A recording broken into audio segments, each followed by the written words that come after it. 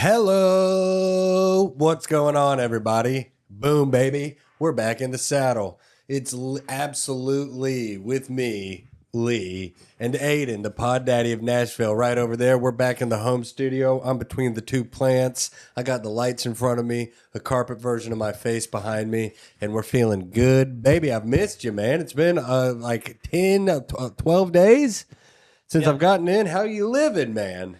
Doing great. I mean, just glad to be back on the saddle. We're just back. We're just back. We're locked in. Okay. It's been 12 days since I've seen Aiden. So, yes, obviously, his hair has grown so much. He looks like a completely different guy.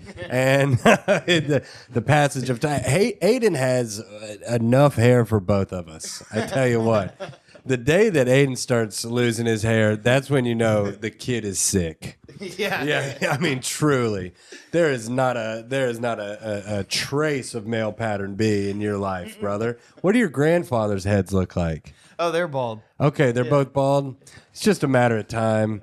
I don't know. You are just thick like a willow tree. I think it's gonna be quick and fierce. It's just gonna start going back. Just out of nowhere, it's gonna hit you with that. Yikes. Around 30. My dad started 35, maybe started going pretty short. Feel that. Couldn't hide it. Friend of the pod, Spencer DeMulkey, just threw in the towel and gave himself a buzz cut. I'm proud of you, man, because Lord knows it looked bad. No, it looks so good now. He just went with a short buzz cut. I'm very proud of him. He looks great. And if you are a bald brother or sister out there and you are going through, a little bit of strife or turmoil in your life, thinking about what you're going to do with your hair, hit me up, man. I can talk you through it. I'm pretty much just going to tell you to buzz your head, but we will have to take into account the shape of your skull. And I'm not talking in like a weird eugenics way. I'm talking about just in a purely aesthetic way. Aesthetic, not eugenic. Because if you're going bald and you can't shave your head because you got a lumped up head, then that's just a double. I don't know what to tell you. I'm sorry. Get a hat, fly to Turkey, whatever you got. But, thank you for being back here, man. Sorry there's a little bit of a delay.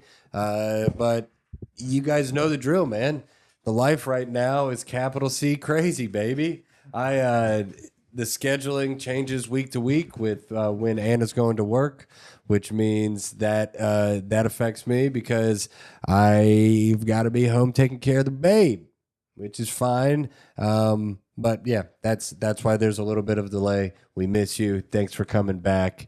And it is good to be back. As always, like it, subscribe it, share it, comment, listen to it, type out a transcript of it, send it out to people. Do whatever you want. I was thinking maybe that you could make your own, make your own Instagram or something. Make your own Instagram, or maybe you go back and listen to some YouTube, or go watch some older YouTube videos and make your own clips. Maybe there's a part of an episode that you like, and you're like, God, I really enjoy this part. I would like more of the world to see it, and then you make a clip, and you can like Photoshop your face onto my face. I don't know how good you are with it. Use AI as a tool. Use AI to make an image of me and you holding hands and kissing. You can tell your family that I'm your boyfriend or husband. It doesn't matter. I'm not. I'm not saying I'm going to be, but however you want to do it. Prank call the police.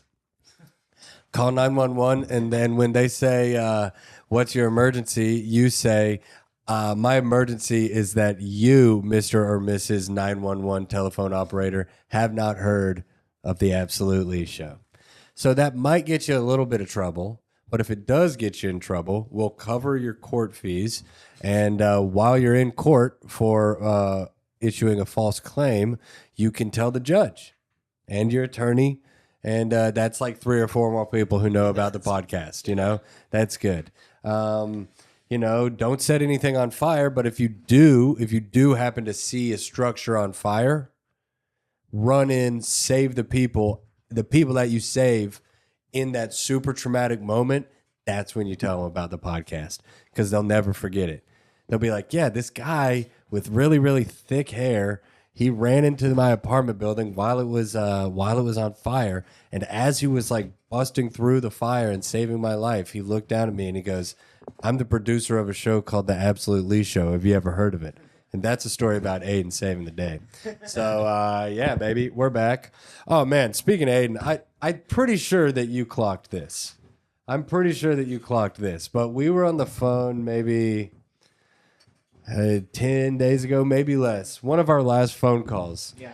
And I was just in a great mood. It's when I was outside walking around and Frankie was asleep in the stroller. Do you remember that phone conversation? Yes. I was in a great mood. I had just taken the Frank dog on a walk. She fell asleep on the walk. So then I just get her back to the house, put her in some shade. Boom, outdoor nap. That's good for the baby. Plus now I'm just outside in the sun. I'm not nap trapped in a rocking chair in the dark. In your element. In my element. I'm feeling it, dude. The shoes are off. I'm grounding. I'm looking at my baby sleeping on a breezy, shady day, and I'm talking on the phone with Aiden. I was in a great mood. And I hit Aiden at the end of our phone conversation with just the most concise, authentic, I love you. I hit you with an I love you kind of out of nowhere. Kind of hit, not a, all right, love you, man. He was on his way to go and do the Ramping Up podcast. Yeah, you're right. And you were like, all right, well, I'm about to go see Matt and Fiona. And I was like, all right, man. Well, tell them that I love them and I love you. And I mean, I hit him with an I love you like he was on his deathbed, dude. And it was so funny because I hit you with just the hardest, not love you, brother. Love you, man. I was like, and I love you, Aiden. I hit him with that, and it was so funny because I heard this like half of a beat of a pause, and then it was so wholesome. I heard you through the phone smile. It was so nice. I was like, all right, well, tell him I love him, and I love you, and then I just hear. I heard him smile, and I was like, God. That feels good, dude. Hitting him with just, and he goes, I love you too, man. Sure, dude. Sure, I'm in love with you. It was so nice. I love hitting people with an I love you, dude. It's I'm not like a love bomber, but I kind of am, dude. I will say I love you to a friend. I immediately feel like I'm in a pickle whenever somebody says that. Dude, 100%. That's kind of why it's funny. Because I do love you. Which way do I go? Yeah, because it's crazy for you to just be like, yeah, all right, man. Yeah, see you, dude. No, it's funny, man. You're putting the screws to somebody. All right, I love you. What? No, love bombing people in a non-romantic way is actually hilarious. Yeah, dude, and it's like people used to get embarrassed back in the day. I was a big I would accidentally call the teacher mom or whatever, or you say I love you to your teacher or anything like that, dude. That never bothered me. I do love you, man. Yeah. I do. I'm an easy lover. I love a lot, but of course I love you. I would kill for you. And even now, you should see him squirm. It's awesome. It's so much better. If you're going to make somebody a little uncomfortable, at least have it be because it's like you're saying a nice thing. All right, man, I love you. Ball's in your court, brother. And he hit it back with me, but I could tell that he was just thrown. I heard you smile, and then you hit me with an I love you back while you were laughing. You're like, all right, yeah, I love you too. Weirdo. Well, it was just, the whole thing was hilarious. When I do that, I take my whole studio with me. So I have 3 different bags. My hands are completely full. And it was almost... He's carrying $5,000 worth of equipment. It's a hot day. He's got his phone right here. I've been yabbering for 20 minutes. It's one of those things where you almost want to look at the phone Right. Oh, yeah. This is Lee. Yeah, okay. Okay, yeah, cool. This isn't my mom or aunt. Good. Dude, it's so funny. I'm a big I love you sign off on the phone. Not to everybody, but and this is a great one, man. It's Is your dad an I love you guy? No. No dad is an I love you guy. And I always hit my dad with an I love you at the end of it. And I always hit my grandfather with it. It's funny and my dad loves the hell out of me. And every now and again, he'll get but it's the same reaction. I'll be like, all right, Dad, I love you. And he's like, I love you too. Where he's just like, why are you making me say this out loud? It's always a love ya. Love ya. Yeah. Love ya. Trying to be as straight as possible. L-Y, brother. I'm not a G-A-Y. Yeah, it's so funny. And my dad has never like withheld love or anything. It's just so funny that how people feel about just that phrase. It's a hard one. It's a tough one. I love you guys. Say it to an audience. Man, I love you guys. And I don't love an audience. I've had some great audiences though recently. Shout out to them. Yeah, since shout out to them. Shout out to the audience, you know. It's been a good little span since I got to talk to you guys last. I've done some fun stuff. I got to perform at the the old Ryman Auditorium. That was sick with Katie Stewart. That was fun. I did it since then, right? No, I can't remember. No, I don't. Nothing to it. Yeah. It was amazing. That place, 1892, just an old like church pulpit. It was like a tabernacle for a long time. That show was obviously very cool. And friend of the pod, friend of the this pod and the open pod, really just friend of the scene. Nashville comedy scene's little sister, Katie Stewart. Not everyone's little sister, I guess, but I mean, she's like a full 12 years younger than me. It's so funny. Just my peer, a young woman in her early 20s. She got to hop on the Theo show at the Ryman. So cool. And she did great. And like, it's so awesome. I never take this stuff for granted. Like the fact that I can do some of these big shows with Theo or John or really any time that I get booked and someone gives me U.S. currency to tell jokes, it feels pretty amazing, right? But some days it's like you've done it a lot and, you know, you let a bad mood or you let a lack of sleep or whatever, you kind of let it, or just like sometimes the monotony of it, you know? You do your 10th show at the lab or whatever and you're like, God, here we are again. But I always try to keep the perspective of like, nope, this is great. This is awesome. I'm the luckiest man alive. And but then having Katie get to do that show at the Ryman where it's just like she doesn't have to take it. She's like hyperventilating. It's like the coolest. It's the biggest show she's ever gotten to do. So just being around that energy is just so contagious. It's so nice. It's just I didn't need the reminder at the Ryman Auditorium. But it just like amplified the fact. I was like, God, this is cool, man. It's all. I think it just in the terms of like you're like 10 years in, and then I would assume Katie's probably About maybe three. 4. Brand new. Yeah. So just you kind of getting to see a more genuine reaction. Just a gigantic moment for someone. Yeah. It's hard to witness that in yourself. Like you know, you'll have a moment. And I mean, you guys know me. I'm like a big sap. I'm a sentimental guy. I have no issue with soaking in a moment, walking out on a stage when the room is empty and just kind of standing there for 10 minutes and really taking it in. You know, I do that often.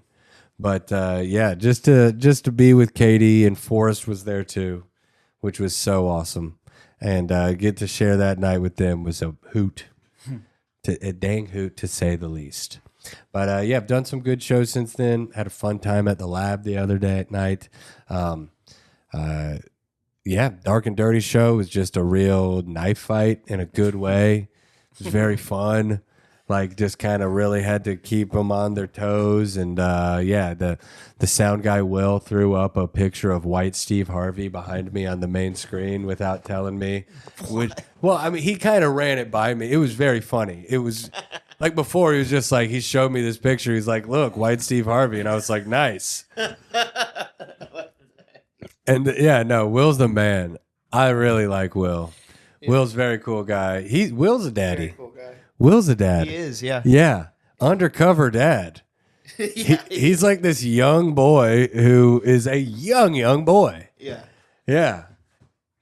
Like, is probably 23 or 24, but looks 17 or 18. No, I believe he's 20.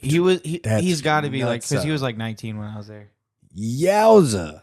Yeah. Dang, well, he's a teen dad because Yeah, he's got like a 2.5-year-old or something. Dang, power to him. That's wild. Yeah, baby, we're gonna be trying to add to the Kimbrel brood here soon. You want a boy, he said. Yeah, God, please give me a son, God. And if you give me another daughter, I will love her until my head explodes, and there will be no disappointment per se. But yeah, give me a son. The Kimbrel name must live on. The bloodline must live on. And I know what you're saying. The bloodline will live on with the women, and that's true. Of course it will. But give me a boy. It's different, man. It is. Yeah. The whole name thing. It's like, and even if I don't know. I'm not trying to get too caught up in it. I just want one of each. Yeah. And it's got to be so completely different. I know it is, you know. It's like a baby girl versus baby boy. It's like, sign me up, dude. Give me the boy. Let the boy watch. I also get in like wanting to have the experience of both. That makes complete sense. I want to experience it both because it's got to be a completely different wave of emotion. Yeah. Like, well, just like expectation for what their life would be, or at least with the little boy, is it's like, I just feel like I know that a little bit more. Yeah. You know, the little girl, it's like in this baby stage that we're in right now, it's pretty much like nullified. It's like she's a girl, but it's like that doesn't affect anything. It's Yeah, like she's like a genderless blob of baby. I was gonna say she's a baby. Yeah, she's just a baby, you know? But it's like it just means that most of the stuff is pink. Right. Yeah. Yeah. You know, but as she gets older, I'm just going to be in the dark on most stuff. But the idea of having a son sounds so exciting where I'm just like, oh, yeah, bro. I remember starting T-ball. And I'll be able to do that with her, too. I'm not trying to sound like some dulles who, like, you know, doesn't want 2 daughters because that would be amazing. Sign me up for girl dadhood. But, no, we want a boy, dude. Of course we want a boy. And we're going to name him Ichabod. No, I'm kidding. I don't know. We're going to name him Kyle Christopher with a K. Those initials will be tough, but, you know, it is what it is. Yeah, Christopher Kyle. Oh, man. If I see, I'm in a great kind of fun, loopy mood just because Frankie's cutting teeth right now, and sleep is just yet a memory. Yeah. You know? I'm lucky. Last night I was locked in. Last night I got to sleep. I've been doing it the last like 2 or 3 nights. It was kind of my job because of Anna's work. So last night I got to come home after my show, go to the guest bedroom. Just me. Just me. Slept in the nude. Oh, we're so back. Fully naked, body pillow, hugged it. I was locked in, just slept, didn't move for 9 hours. Slept through a tornado. Yeah. I mean, like, there was actually a tornado, like, in Goodlettsville. Slept through it. The whole house slept through it. Even little Frankfurter slept through it, man. That tornado was weak. In an emergency situation, you're just completely naked. Fully naked in REM sleep. My roof could have fallen off. I'm chilling. Yeah, it was so nice to be sleeping in the nude. I just felt really free. Yeah, it was very good. So I'm feeling good. But other than that, man, it's just been, and it ain't Frankie's fault. God love her heart.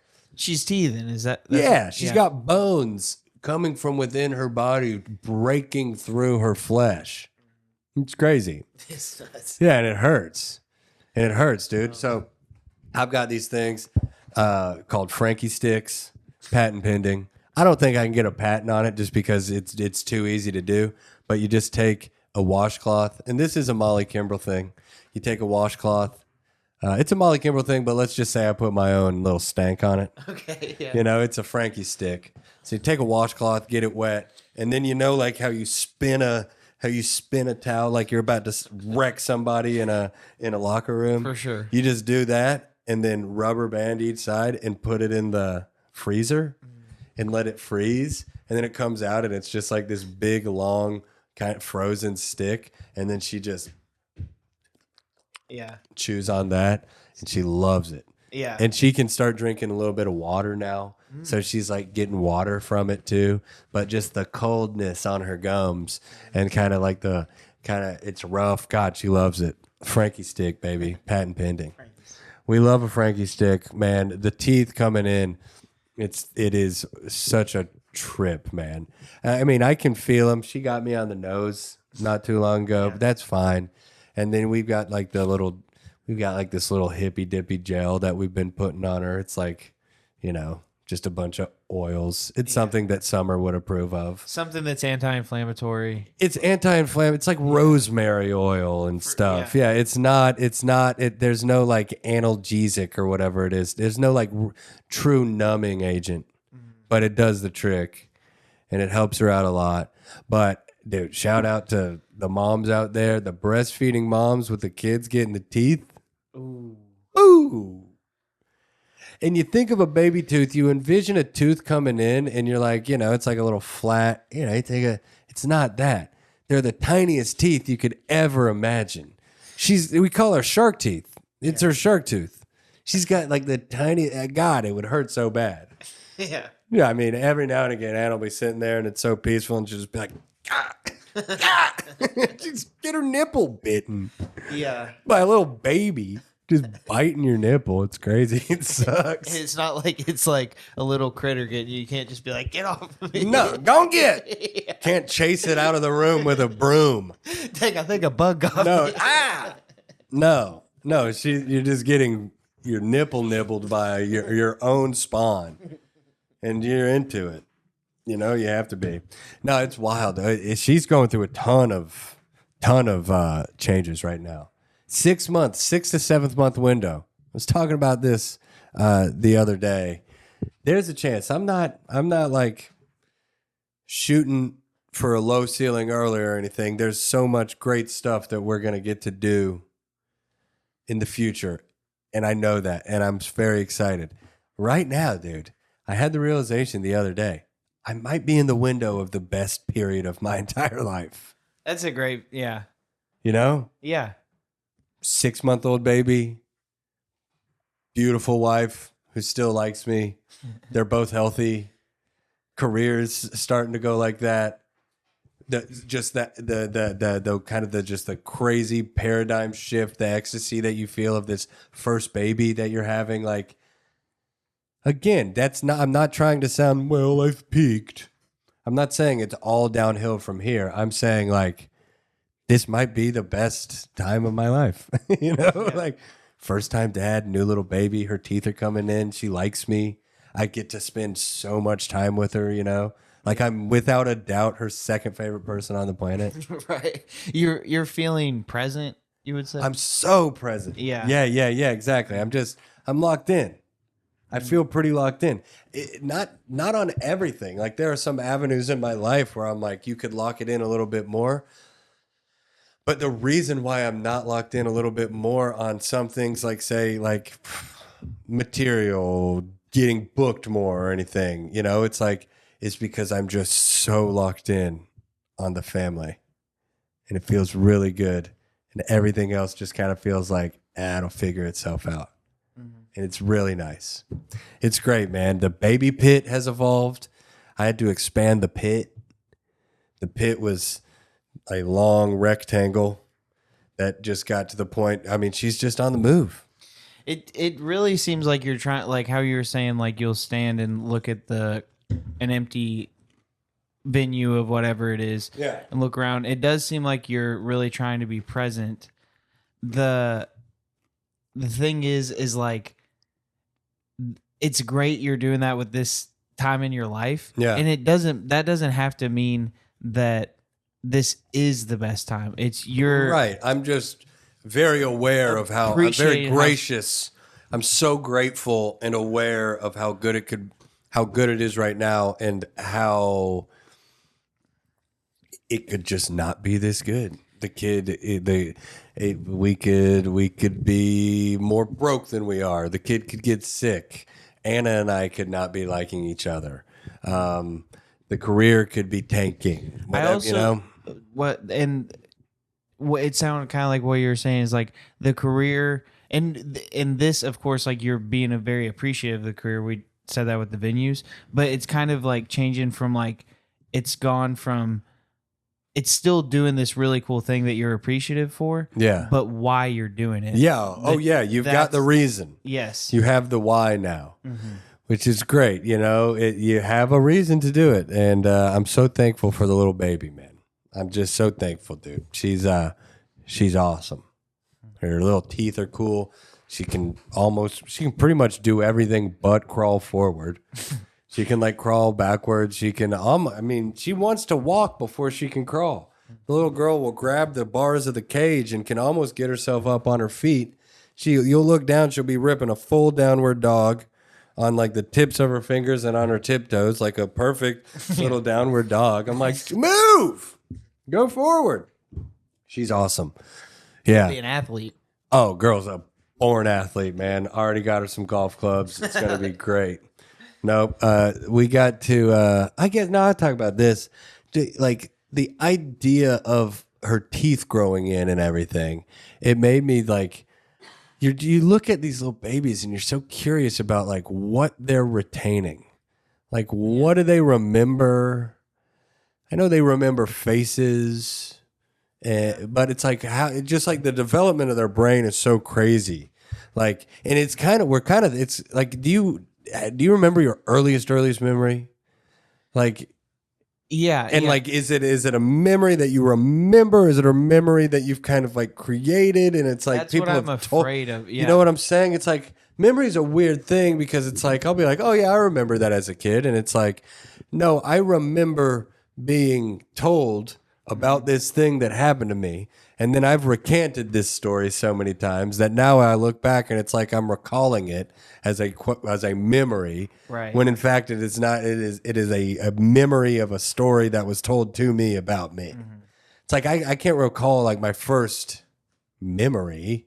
Yeah. Whatever I can just go and draw from the files, the annals of Lee's brain. I really think the times where I start like even having like snapshots of kind of remembering is around 3. Yeah, 3 is when the episodic memory like begins. So there's a reason for it. Yeah, 3 years old is like when like the memories are stored in like the hippocampus. It's like that part of your brain, and 3 years old is certainly isn't done forming, obviously, but it's like it's where it's formed enough for you to kind of remember stuff. But there are cases out there. You can go down a Reddit hole of people who claim to have like memories of being an infant and even being in the womb and stuff, and that seems crazy to me. And I'm looking at Frankie with her teeth cutting through her skull, and I'm like, God, I'm glad I hope she doesn't remember this. Like, if you remembered being a baby, we'd all have like PTSD. Yeah. You know, it's like you're just growing every day. You're completely helpless. You can't articulate anything that you want. It's weird seeing Frankie now because it's like her desires for things aren't equivalent to what she is able to do. So it's like I can tell that she wants to do something. Right. But simply can't achieve it. And that's so frustrating. And it's like, dude, if you could just remember your teeth growing in and your bones stretching and crying and being completely helpless and being immobile, it would be terrifying. Yeah. And if you could, dude, I mean, yeah, I don't. If you remember your birth, we're not supposed to remember it. Yeah, we're not supposed. It's like infantile amnesia, is what they call it. And I mean, it's like if you want to get down to just the binary ones and zeros of it, it's because your hippocampus and the whole rest of your brain is just like purely reactionary. You're just in like survival reptile mode. But then I do think that there is something to it that it's like, you know, just kind of it's a safeguard. Yeah, it's a safeguard, and people are like, you know, I'm going to go and do this therapy where, you know, they put me under and then I kind of go and try to relive these human. It's like, leave them alone. You don't need to go back and like remember stuff from when you were 4 years old. It probably, and this is me purely making assumptions, but maybe it's a thing Well, no, it sounds like because the hippocampus isn't doing. But it's strange because in the womb, there is some sort of retention happening. Like a newborn baby will react to the mother's voice. Yeah. A newborn baby comes out of the oven knowing mom's voice. Yeah. So there is some sort of retention there. And then it's like just like reactionary responses to stuff. It's like they can react to light and sound and things like that. But no, that is weird. I would just love to know to what extent Frankie is aware. Does she remember last week? It's like, and on some level she does because she knows my face. Is that how much of that is just like a memory thing versus she actually just sees me every single day? Because the peekaboo stuff is like, in the object permanence is like crushing right now. Where you know, it's like murdering. If I've got her in her bouncer right here and I'm in the kitchen and I'm looking at her and then I just step out of frame and then hop back out, oh my God, it's Def Jam comedy, dude. She's like, this guy is crushing right now. Oh my God, you're here, now you're there, now you're not here. How are you doing this? You hit her with, I ain't scared of you. Yeah, I ain't scared of you, little baby. Oh my God, I murder for my daughter. In every sense of the word. In every sense of the word, I murder for my daughter, man. Yeah, she's just the coolest thing ever. She really is. We had a moment that we went through together. A rare occasion where my wife made the wrong move, the wrong decision. I've talked a little bit before about how we've got cameras set up. Yes. All right. Very funny. Also, I was talking to Matt and Fiona. Shout out to the Ramping Up squad, the pod. I was talking with Matt and Fiona, and I was telling them this story, and I was like, "Yeah, so we have like cameras in our bathroom, in our living room, and our bedroom." And Matt was like, "Nice." He thought it was on some like freaky stuff. I was like, "God, no." It's like, "Yeah, we got a camera in the bedroom and mirrors on the ceiling." It's like, no, dude. He literally, so genuine, was like, "Nice, dude. I didn't know you guys got down like that." And I was like, "We don't." A little perv. But so we've got the camera in our bedroom, and I feel some type of way about it, but it's whatever. It is nice to be able to peek in on the fam when I'm on the road, and when Anna's at work, she likes to. It's nice to check in. It's nice to be able to see the family.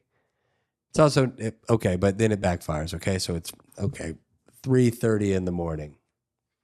I'm asleep. Frankie's asleep. At some point in the sleep, so I'm on the left side of the bed, Frankie's in the middle, and then surrounded Frankie, not on my side. On one side, on my side, I'm the wall, but around is just a pillow wall, body pillow, a couple pillows stacked on top of that, because the girl can get moving, and I'm not trying to have her go off the bed. So pillow wall does its job. But Frankie, at one point during the slumber, she like rolls down and is kind of hidden by one of the body pillows. She's fine. She's got all the clearance in the world. She's breathing. She's fine. But apparently from the camera angle, you couldn't really see her very well. Yeah. Which is where the problem arises. So it's 3:30 at night. Anna's sitting at work. All of her patients are taken care of because she's an excellent nurse. She's got a little downtime. Let's check the Roku. And she looks and she sees the Roku, and there's me sleeping, sawing logs. And she can't really see Frankie. So she's kind of freaking out, right? So she called me 9 times, and my phone's on buzz. So I didn't wake up to the phone calls. So then she starts coming over the louds, like the speaker on the camera. Lee, we've already discussed this. This has happened before when she came over the speaker. Lee, wake up. Then she starts talking to Frankie. Frankie, wake up. Neither of us are waking up because an exhaust fan and 2 white noise machines are ripping at about a 9 out of 10, and you can't hear anything in there, So now, God love her heart, Anna is freaking out, and she's going through and she's looking at the app on this camera, and she's like, there's got to be a way to get their attention. And then she saw a button that says the word siren. So after about 45 minutes of trying to get a hold of us, Anna hits the siren button. And dude, it couldn't have been louder. Coming from the camera that's like 10 feet away from our bed, you just hear like, sorry, boys, that's on me. I activated the boys out there. They thought I was a dog in here. But that was my reaction. How the boys reacted is also how I reacted. I shot straight. It sounded like a police siren in the house or something. What's going on out there right now? Okay. So I shoot up out of bed. I'm absolutely terrified. The siren now wakes me up and it wakes baby up. So now we're just both awake at about 4:15 in the morning. And she stayed awake for about an hour. So it was two perfectly asleep human beings who were woken up by a scared, worried mother, which I understand. But Anna, she felt really bad about it, which was nice. And yeah, I mean, hopefully I can get like what? I don't know, at least one little sexual favor of some sort. I don't know. I'm not trying to get crass on here. You think up whatever you want in your mind. But I mean, I think it's owed. You never wake a sleeping baby. You certainly don't wake up a sleeping baby with a sleeping daddy who's already teething. So yeah, she woke up. We were up for an hour. And then I spent about 30 minutes just being such a baby, looking into the camera going like this. So it was fine. I also kind of won an argument with diaper size. We've got a bunch of size 3 diapers left, and Anna's like, we got to use them. And I'm like, baby, they don't fit. And she's like, they kind of fit. And I'm like, yeah, they fit. And whenever she poops, it exits the diaper. You know, we're just turning everything into a blowout. Uh-huh. And she's like, no, that's not true. And then I was like, okay, you know, whatever. We can use the 3s. I want to like save money and stuff. Like, let's use up the rest of these 3s. Put her in a 3, took her out in public, pooped all over my body. So then I call Anna and I'm just like, look, we got to move to 4s. So that felt like a small victory. Yeah. Felt like a small victory. Did you get the victory without saying I told you so? No. No, not a full victory. But the victory came with Theo. It's still a victory. No, it's still a victory, but it's very nice if you don't have to be like, I won. You know, it's nice when they can come to you and bend the knee a little bit and be like, hey, you got me on that one. Yeah. No, but, you know, there's also something that feels nice about hitting your grown wife with a nana boo-boo. Definitely. What I tell you, lady. Definitely. What I tell you, woman. Yeah, it was very fun. Very fun. The getting woken up by the camera siren, it was the craziest, scariest experience ever. Because there's is it just okay, you said Roku, is it connected to the TV, so it's like the TV at full volume? No, it's just this siren, dude. I don't even know what it's for. I think maybe it's supposed to like scare away intruders or something. It sounds like something terribly wrong is happening alert. So I shot up out of bed. Now the baby's asleep or awake. That was a whole thing. It was very, very scary, but just so jarring. Just so jarring. I've already been having crazy dreams. I've been having this like very similarly themed dream where it's like the world's kind of ending, but no one believes me. And I'm just like, no, come on, we gotta go. And Anna's like, no. And I'm like, no, we do have to go. Oh, no. It's whatever, man. But there's this hormone that is excreted in the guy's brain called vasopressin. Vasopressin, I guess, is that vasopressin. And it's funny because it's like when I'm alone with the baby and she cries, I'll wake up. But when Anna and I are with the baby and she cries, I won't wake up and Anna will wake up. But like I'll wake up if I hear like leaves rustling outside. Basically, it's like the protective aggressive hormone that is like produced in men. And it's just there to kind of like help the guy be a protector or whatever. Yeah, it says it can, I guess, be used for blood pressure regulation. So that makes sense. So it kind of keeps you level. Keeps you level, keeps you nice and balanced in case I hear something in the middle of the night and I have to wake up, hopefully not completely naked, and take care of business, Oh, man. This last weekend, we drove up to Cincinnati to hang out with Pawpaw and the Geeks. Yeah, Pawpaw and the Geeks went up to Cincy, hung out with them. They're awesome. I love my in-laws. I feel like a fortunate guy to be able to say that. I do like them. They're fun people. Played golf with my father-in-law and my two brother-in-laws. Shout out to Tommy and Kev. Yeah, it was a good time. Love talking to my father-in-law about like his upbringing. You want to hear the most Catholic Italian thing of all time? He is one of 10. Yeah.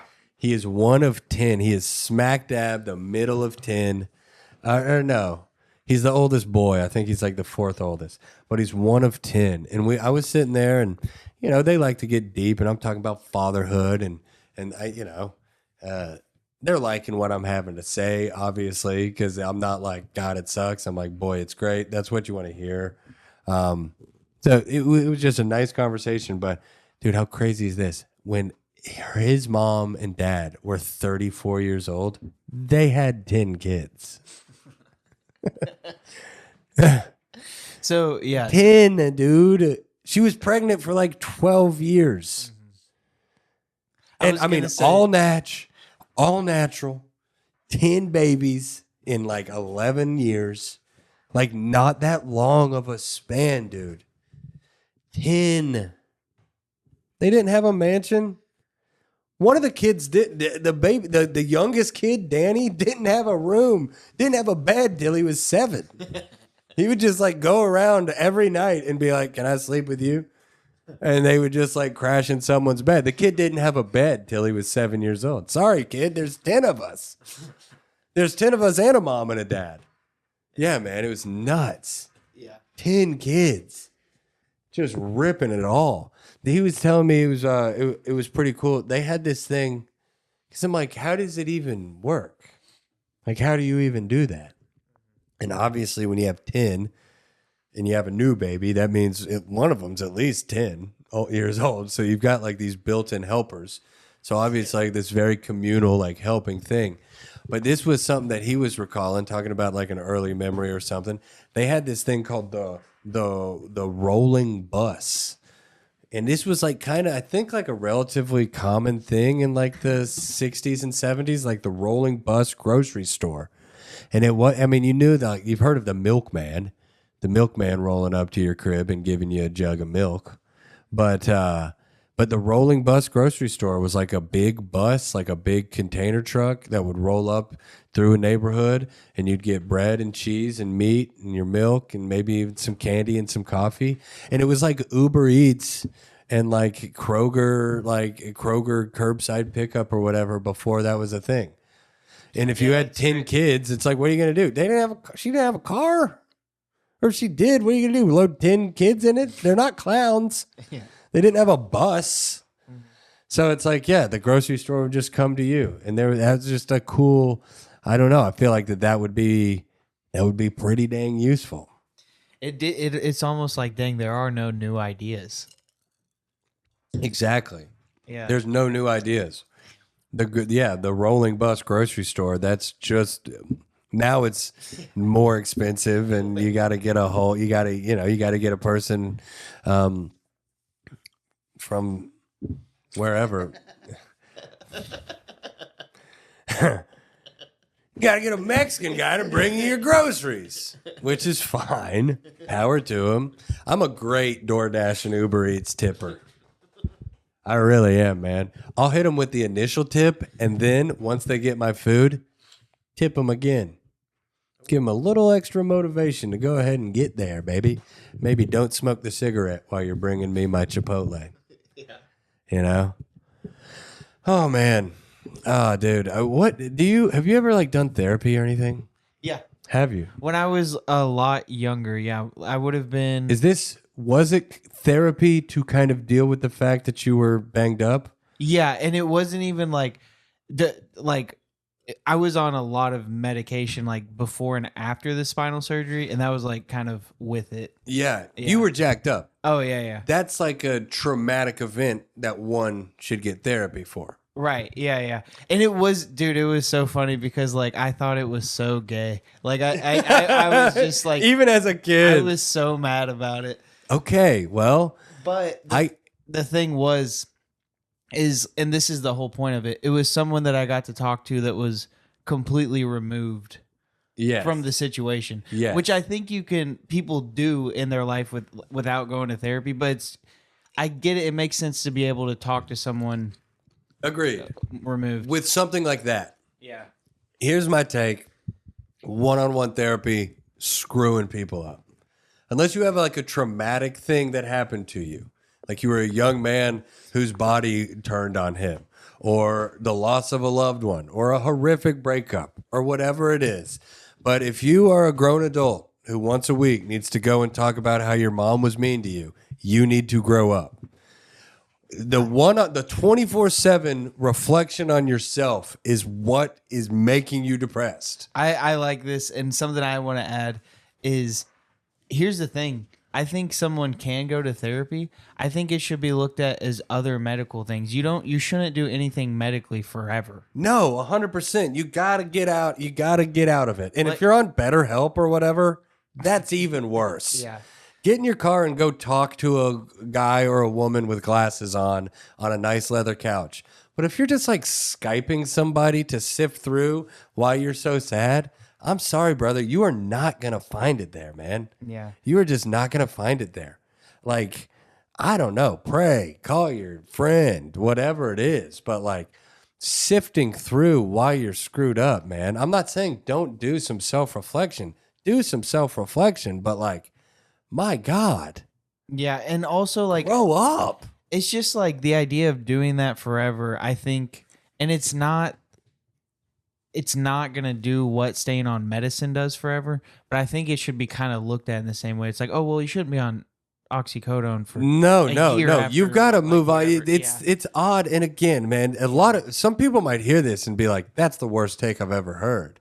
But dude, it's like crazy egotistical. I mean, I know I have a podcast called The Absolutelee Show where I'm the only one who talks besides but dude, you're just studying your own brain, live outwardly, be of service. Yes. And the thing is like how I said about how it's like the unbiased person or whatever.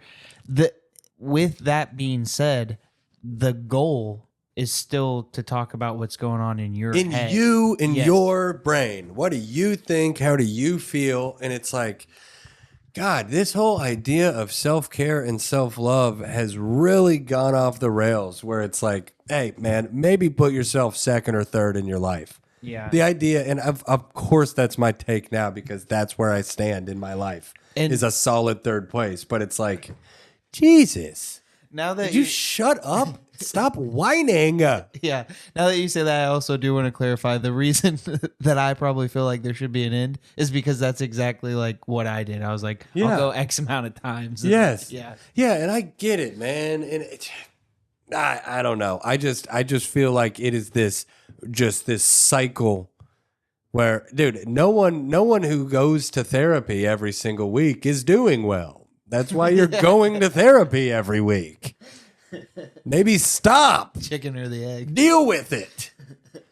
Couples therapy, and we don't need to do that, but like couples therapy, there's something to that. I do feel like a non-biased paid professional should, if you want to do couples therapy, makes more sense to me than one-on-one therapy. Because with a couples therapy, it's like if you, in lieu of a therapist, call your friend. You can't call your friend to be like, hey, will you come over and watch me and my wife fight? It's like, and every now and again, jump in and take a side. It's like you'd have much better luck having someone come and help you move than come and be your therapist with you and with your partner. But I don't think the true benefit of therapy comes from not all the time necessarily comes from what that person has to say. I think the benefit comes from you talking, getting about it out. Yes. So just and that's the thing. A lot of people, I guess, maybe aren't fortunate enough to have people they feel like they can talk to. But That is true, but that is very true. Yeah. It's like there is a loneliness epidemic. And you know what? A bunch of people make fun of the male loneliness epidemic, right? It's sad. And you can take the word male out of it. It's a loneliness epidemic. People are lonely, man. It's lonely looking at reels at 2 a.m. in the morning, and we're doing that. yeah. You know, we're doing that. Even in a super fulfilled life, like I feel like I'm living. There are times where you're like, God, what am I doing?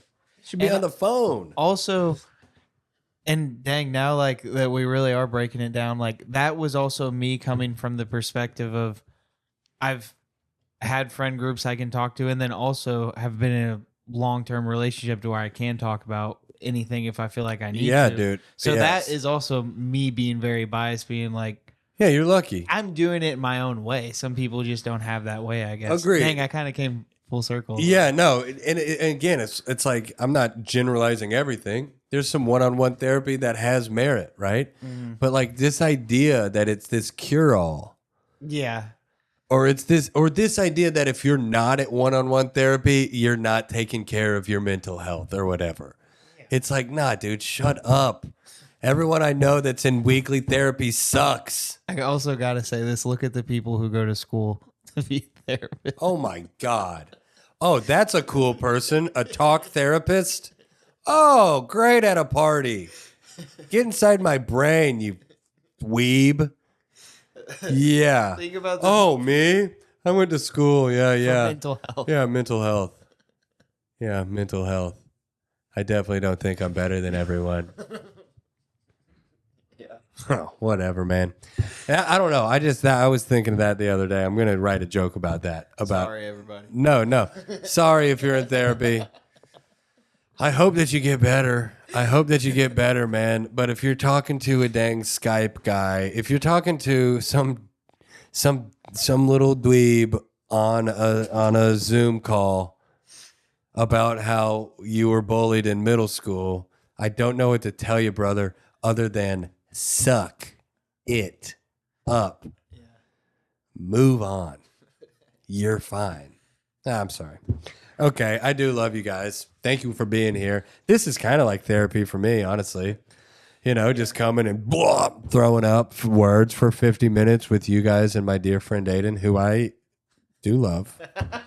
And I love you guys too. I do love you guys too. May 22nd through the 25th, headlining Go Bananas Comedy Club in Cincinnati. 6 shows, Thursday, 2 Friday, 2 Saturday, 1 Sunday.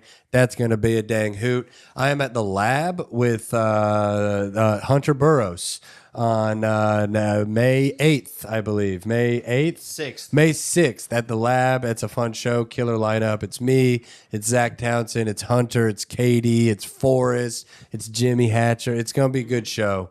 So come and check that out. I'm trying to think of anything else. Headlining Don't Tell Knoxville on May 9th. If you're down in the Knoxville area, come and check that out. Got a couple more here and there. Yeah, thank you for following along, man. I did mention a little bit earlier, but I've got a new show that's coming out soon through Nateland called Life of Dad. If you like listening to me talk, or if you are a father, or if you want to be a father, follow that podcast when that starts coming out. And Also, I just want to say those who found us through Life of Dad, please let us know. Oh yeah, for sure. Maybe you're here. Maybe you're listening to me in the past. You know, I guess everyone is in the past. These aren't live. But I mean, who knows? Maybe we're in like the dog days of summer right now. This is Lee from the spring. Thanks. I'm glad you're listening to Life of Dad podcast presented by Nateland. Welcome to the Absolutely universe. I hope you're liking it. Yeah, so that's a good point. Welcome to the party. And yeah, go out there and spread the word. Go and put a stranger in a headlock. Tell them about it. If you get an Absolutely tattoo, I'll give you $1,000. All right. We love you guys. Take it easy. Bye-bye.